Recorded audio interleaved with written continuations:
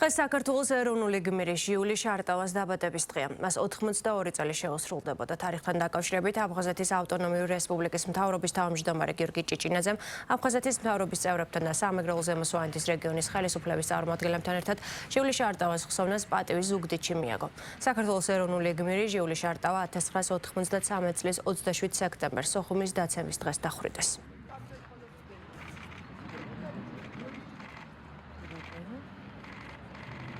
ეს ხო ადამიანი, რომელმაც საკუთარი სიცოცხლე მიუძღვნა სამშობლოს, მიუძღვნა აფხაზეთს, მისი თავგანწირვა, მისი თავდადება არის მაგალითი, თუ როგორ უნდა იცხოვროს ქართველმა ადამიანმა.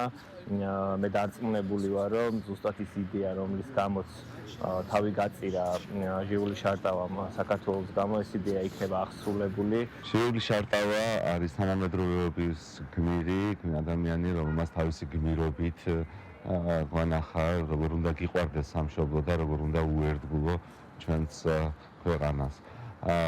კიდევ ერთხელ მინდა მადლობა უთხრა მას იმისთვის, რა გმირობაც მან ჩაიდინა და დარწმუნებული ვარ, არც ერთი გმირის ხვაწლი არ დაიკარგება.